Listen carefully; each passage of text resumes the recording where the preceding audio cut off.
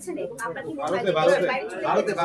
এটা তো ক্লিয়ার করেছে স্যার নাম বলবেন মানে পার্শ্ববর্তী দেশে গেছে এটা স্যার ক্লিয়ার আমাদের একটু পরিষ্কার করবেন। নজরুল ভাই বলছিল যে ইনফরমাল ওয়েতে আপনারা যোগাযোগ করছেন, যোগাযোগ করে নিয়ে আসার জন্য দুইজনকে গ্রেফতার হয়েছে। আমাদের কথা হচ্ছে ইন্ডিয়ার সাথে আমাদের বন্দি বিনিময় চুক্তি আছে, আপনারা ফর্মাল ওয়েতে যাচ্ছেন না কেন? ভারত আমাদের সহযোগিতা করছে না, না আপনারা ইচ্ছা করে যাচ্ছেন না? এটা দুভাবেই ট্রাই করা হচ্ছে, দুভাবে ট্রাই করা হচ্ছে। আমাদের আপনারা জানেন যে ইন্ডিয়ার সাথে আমাদের বন্দি বিনিময় চুক্তি আছে, সেটা 2013 সালে হয়েছিল এবং 2016 সালে এটা অ্যামেন্ডমেন্ট হয়েছে, আরো সহজ করা হয়েছে।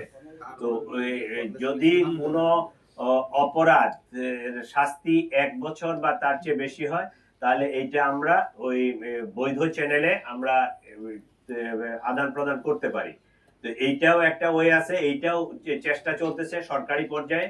ইনফরমাল ওয়েতে পার্সোনাল পরিচিতি থেকেও আমরা চেষ্টা চালাইছি। যে ইনফরমেশন গুলো আপনাকে বললাম যে ওই যে পূর্তি এবং ওই যে ট্যাক্সি ড্রাইভার স্বামী দুইজনকে মেঘালয় পুলিশ অ্যারেস্ট করছে, এটা কিন্তু আমাদের ইনফরমাল কমিউনিকেশনের ফলশ্রুতিতে। এবং আমরা এই তদন্তের এই যে রুট দিয়ে গেছে, কে তারে পার করলো, এই তথ্যগুলো যখন তাদের সাথে শেয়ার করছি, তারাও এটা তদন্ত করে দেখছে এবং তারা ওই দুইজনকে তারা অ্যারেস্ট করছে।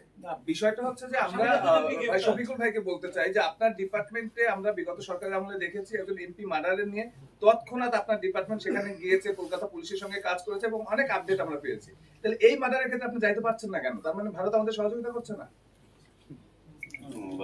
না, এটা এরকম কথা না। ওটা অপরাধটা সংগঠিত হয়েছিল ওখানে, যে কিলিংটা হয়েছিল সেই কিলিংটা এমপি মহোদয় কিলিং হয়েছিল ওখানে, সেই জন্য পিওটা ছিল ওখানে, কিন্তু আমাদের পিও তো এখানে।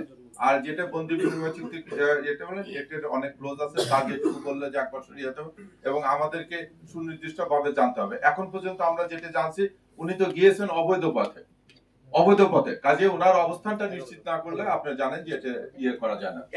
তারা কি আপনাদের কনফার্ম করেছে যে তারা ওখানে আছে? লোকেশন কনফার্ম করেছে? না, তারা তো কনফার্ম করেনি। আমরা আমাদের ইনভেস্টিগেশন করলে তারা তো কনফার্ম করেনি। আমরা আমাদের ফর্মাল ওয়েতে জানতেও চাননি না, ফর্মাল ওয়েতে জানতেও চাননি। না, এটা চলতেছে। স্যার তো বললো যে ফর্মাল ওয়েতে এটা ওটা পররাষ্ট্র মন্ত্রণালয়ের কমিশনার আপনারা আজকে যেটি জানালেন সেটি তো আমরা আগেও গণমাধ্যমে দেখেছি। এই তথ্যটা এত 16 দিন পরে দিতে হয়েছে, আপনারা এটা লেট হয়ে গিয়েছে।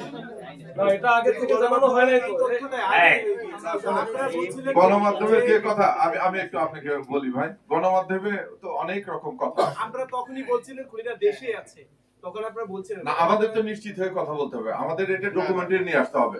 এখন অনেক গণমাধ্যমে তো এটাও বলা আছে যে পাশেই আছে, এরকম কথা এসেছে। আমরা তো সেটা দিয়ে আমরা তদন্ত করতেছি, আমাদেরকে যেটা নিগুড় সত্য সেই সত্যটা উপস্থাপন করতে হবে এবং তথ্য প্রমাণের ভিত্তিতে। সেটার জন্য আমরা এই যে গুজব নানান কথা আছে, এটা যেন না হয়, দেশবাসী যেন প্রকৃতটা জানতে পারে। আমরা যে প্রকৃত সত্যটা সেটা আপনাদেরকে জানানোর জন্য আজকে আমাদের এই সংগঠন। অনেক ধন্যবাদ, অনেক ধন্যবাদ। আপনারা 11 জনকে গ্রেফতার করেছেন, কিন্তু এখানে এর বাইরে পরিকল্পনা একটা নির্দেশদাতা কেউ আছে কিনা দেশের ভিতরে ফাইন্ড আউট করতে পেরেছেন কিনা? আমি শুরুতে কিন্তু এটা বলেছি যে আরো কিছু লোক আমাদের ইয়াতে আছে।